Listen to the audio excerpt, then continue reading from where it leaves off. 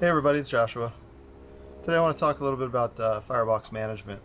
It's imperative that when you are doing a smoke and you want to keep your heat as consistent as possible while you're smoking. Today I'm doing a brisket. I want to keep the right around 255, 260 degrees and just continue to monitor and add fuel as needed.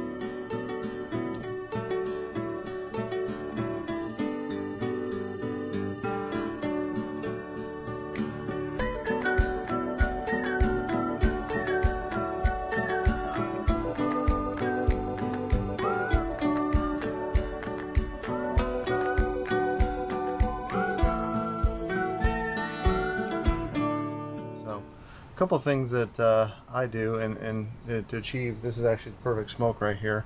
Very light blue, very faint light blue smoke. There's several things that I do. First off, when I smoke, I use post oak wood. So it's a very good wood, and depending on the age of the wood and the the diameter of the piece, you have some dense wood like this that tend to last a little bit longer and help maintain your heat, and then you have some thinner pieces or some lighter duty pieces like this that tend to flare up a little bit more. They burn real hot real fast, and then you end up getting too much heat. Pieces like this are good to start your fire with, but not necessarily maintain long term.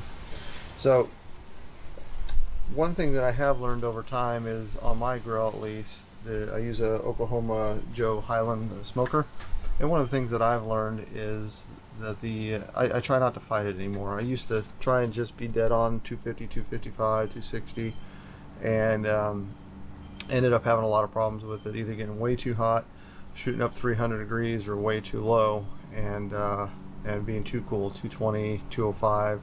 And I was really fighting it. So what I have learned is this grill here loves to sit right around 255, 265, and I don't fight it. I just pay attention to my meat. I pay attention to my cooking, and what the meat, whether it be a brisket or pork or ribs or whatever, is telling me. Um, and that's pretty much how I run my grill. Um, the firebox can be a very hard thing to master. I use Weber's most of my life. I love the Weber grills, but wanted a different challenge, and this is definitely giving it to me. So this Oklahoma Joe smoker. So one of the things that I like to do is I will take my wood and I'll actually cut it down in size. So I buy my wood either from a local uh, wood supplier, a barbecue shop, and then what I'll do is I'll take a saw and I'll just cut all these in half. I found that it keeps my grill a lot more even, and I don't have as many flare-ups.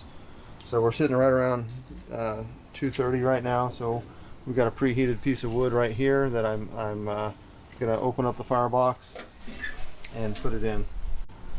You can see that we have a small coal bed, probably not the best that I want it to be, but what I like to do is I create a little bit of a trough here so that I can focus on, or I can keep airflow going through the fire here, firebox.